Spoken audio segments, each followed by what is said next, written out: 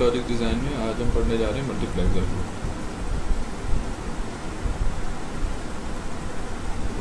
Combination logic में हमने ये फंक्शंस देखे। आज हम मल्टीप्लेक्सर की बात कर रहे हैं। मल्टीप्लेक्सर क्या होता है? एक सेलेक्टर होता है, ठीक है। इसको सेलेक्टर क्यों कहते हैं? सेलेक्टर इसलिए कहते हैं कि नंबर ऑफ इनपुट्स में से कोई एक आउटपुट पे जाएगा सेलेक्ट होकर, ठीक है। तो ये हम इसको कह सकते हैं कि मल्टीप्लेक्सर जो है वो transmitting a large number of inputs over a small number of channel और लाइंस। इसको हम मैग्नीट्यूड 1 फंक्शन भी कहते हैं। इनपुट लाइंस इसमें 2 to the power n होंगी, सेलेक्ट लाइंस इसमें n होंगी और आउटपुट इसमें 1 ही होगा। हमेशा इसका आउटपुट 1 होगा मल्टीप्लेक्सर का। तो ये मैग्नीट्यूड 1 फंक्शन को इंटरप्रेट करता है, अप्लाई करता है, या दूसरे लफ्ज़ों में कह लें कि मैग्नीट्यूड 1 फंक्शन को इम्प्लीमेंट करते हैं। 2 to 1 लाइन मल्टीप्लेक्सर अगर हम देखना चाहें तो इसमें क्या होगा? इनपुट लाइंस क्या होंगी? 2 to the power n।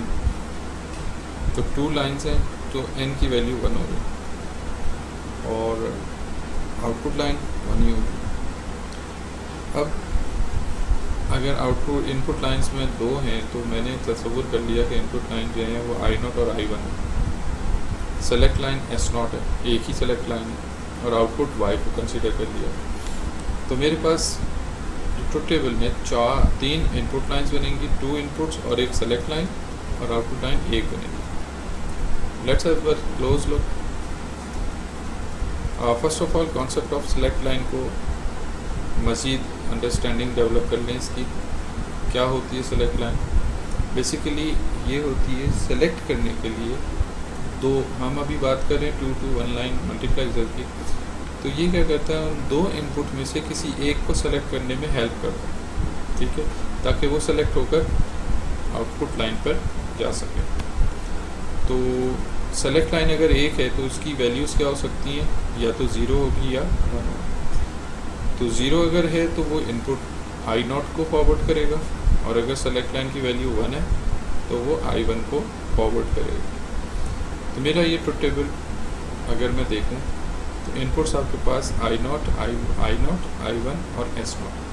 अगर S0 0 होता है तो I0 की जो 0 वैल्यू है, बजाय तो दोनों की 0 वैल्यू, लेकिन ये जो 0 I0 का है वो रिफ्लेक्ट होगा आउटपुट पे। अगर S0 की वैल्यू 1 है तो I0 की वैल्यू जो भी होगी, चाहे 0 हो या कोई भी हो, वो I1 की वैल्यू रिफ्लेक्ट होगी आउटपुट पर। इसी तरीके से अगर मेरे पास S0 की 0 है वैल्यू और I0 की वैल्यू 1 है, वो रिफ्लेक्ट हो जाएगी। तो ये कॉम्बिनेशन है, ठीक है।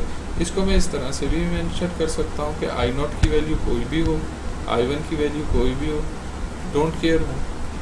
तो वो क्या होगा?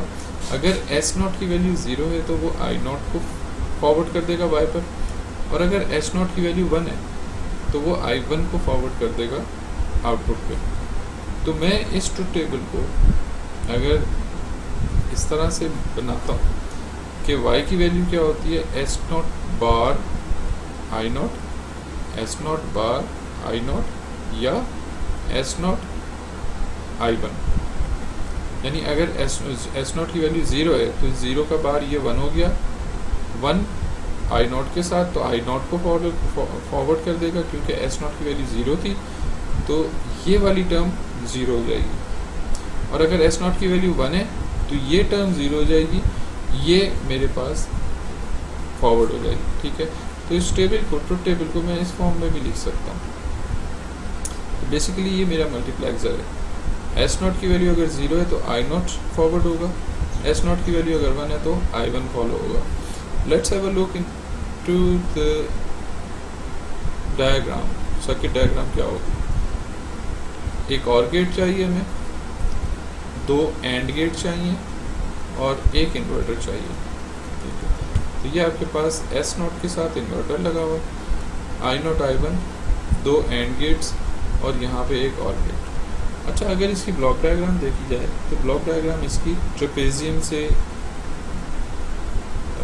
यूज़ किया जाता है, ट्रेपेजियम को यूज़ किया जाता है इसकी ब्लॉक डायग्राम के लिए। ये रहा, ठीक है। तो ये आपके पास इसकी ब्लॉक डायग्राम है। इनपुट्स इधर होंगे, ये सेलेक्ट लाइन है और आउटपुट एक ही होगी, ठीक है। Let's have a look into a 4 to 1 line multiplexer. 4 to 1 line multiplexer में क्या होगा, 4 का मतलब है 2 to power 2, इसका मतलब है सेलेक्ट लाइन इसकी 2 हो गई, आउटपुट लाइन इसकी 1 है। 4 इनपुट्स हैं I0, I1, I2, I3, select line 2 है S0, S1 और आउटपुट एक ही है जिसको मैं Y से डिनोट करूँ। अच्छा, मल्टीप्लाइजर का जो ट्रुथ टेबल है वो मेरे पास अब मुझे पता है कि वो ट्रुथ टेबल कैसे बनेगा, S0, S1 और Y, S0, S1 और Y।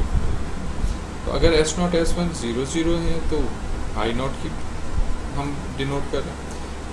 S0, S1 अगर S0 की वैल्यू 1 है, S1 की वैल्यू 0 है, इसका मतलब है I1 फॉरवर्ड होगा, इनपुट 1 फॉरवर्ड होगा।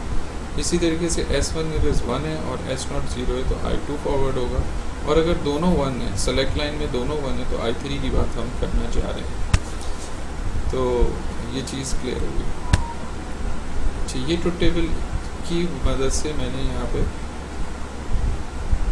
एक्सप्रेशन बनाया कि अगर S0 भी S1 भी 0 है, S0 भी 0 है, इसका मतलब है दोनों 0 हैं, तो ये वाली टर्म सिर्फ सेलेक्ट होगी, अदरवाइज और कोई सेलेक्ट नहीं हो सकती। इसी तरीके से S0 अगर 1 है और S1 अगर बाहर है 0 है तो I1 सेलेक्ट होगा। इसी को हम रिफ्लेक्ट कर रहे हैं यहाँ पे। इसका डायग्राम कैसे बनेगी, ये बन के डायग्राम, ये एक्सप्रेशन को ही हमने डायग्राम की सूरत में लिख लिया।